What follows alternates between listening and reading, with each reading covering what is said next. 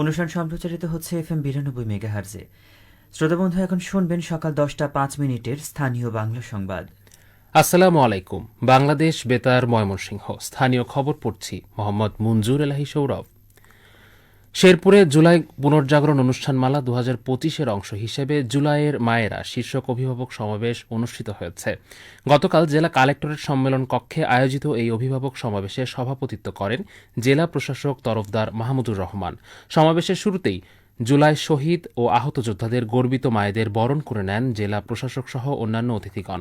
এ সময় অন্যান্যের মধ্যে বক্তব্য রাখেন অতিরিক্ত জেলা প্রশাসক সার্বিক হাফিজা জেসমিন, অতিরিক্ত পুলিশ সুপার প্রশাসন মিজানুর রহমান ভূঁইয়া, জেলা বিএনপির আহ্বায়ক আলহাজ অ্যাডভোকেট সিরাজুল ইসলাম, জেলা জামায়াতের সার্বিক সেক্রেটারি জাকারিয়া আব্দুল বাতেন, জেলা তথ্য কর্মকর্তা আবুল খায়ের ও জেলা মহিলা বিষয়ক অধিদপ্তরের উপপরিচালক লুৎফুল কবির সহ সংশ্লিষ্ট ব্যক্তিবর্গ।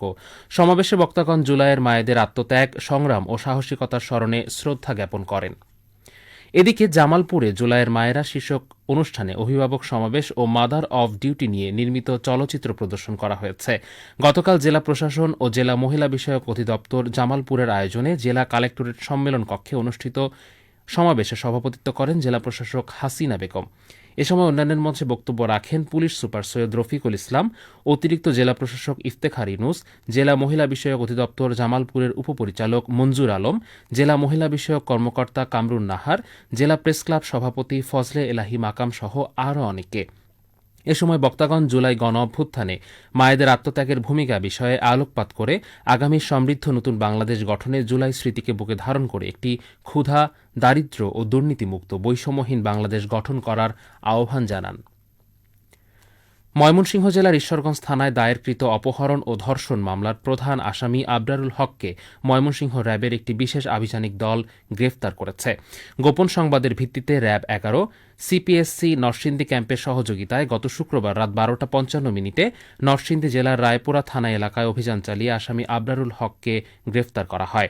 পরবর্তীতে গ্রেফতারকৃত আসামিকে আইনানুগ ব্যবস্থা গ্রহণের জন্য ঈশ্বরগঞ্জ থানায় হস্তান্তর করা হয়েছে।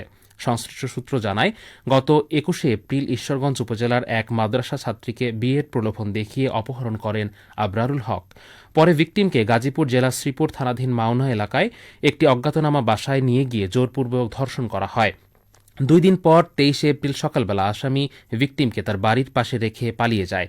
এ ঘটনায় ভিকটিমের পিতা বাদী হয়ে ঈশ্বরগঞ্জ থানায় নারী ও শিশু নির্যাতন দমন আইনে একটি মামলা দায়ের করেন।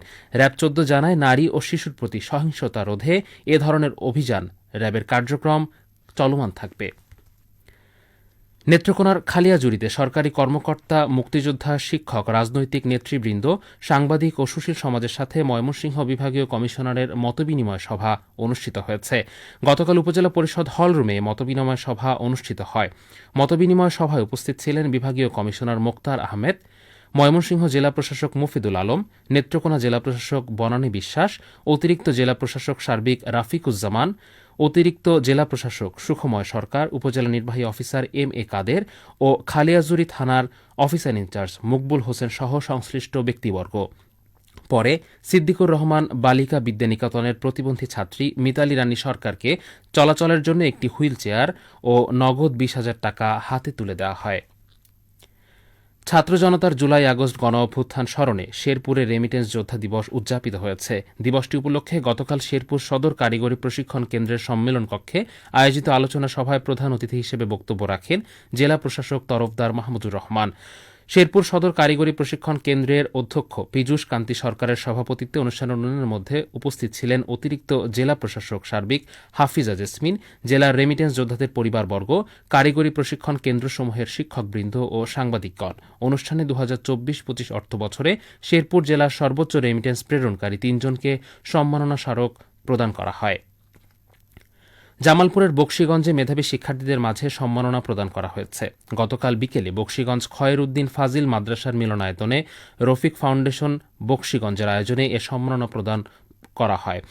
প্রধান অতিথি হিসেবে এতে বক্তব্য রাখেন শিক্ষা মন্ত্রণালয়ের উপসচিব আলতাফ হোসেন। এ সময় তিনি শিক্ষার্থীদের কর্মমুখী আধুনিক শিক্ষায় শিক্ষিত হয়ে আগামী সমৃদ্ধ নতুন বাংলাদেশ গঠনে কাজ করার জন্য সকলের প্রতি আহ্বান জানান।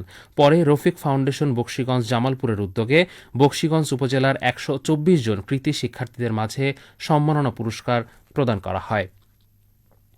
সবশেষে আবহাওয়া। আজ বেলা 1টা পর্যন্ত পূর্বাভাসে বলা হয়েছে ময়মনসিংহ ও এর পার্শ্ববর্তী এলাকার জন্য কোনো সতর্কবাণী নেই এবং কোনো সংকেতও দেখাতে হবে না। খবর শেষ হলো। আমাদের পরবর্তী স্থানীয় খবর প্রচারিত হবে সন্ধ্যা 7টায়। শ্রোতা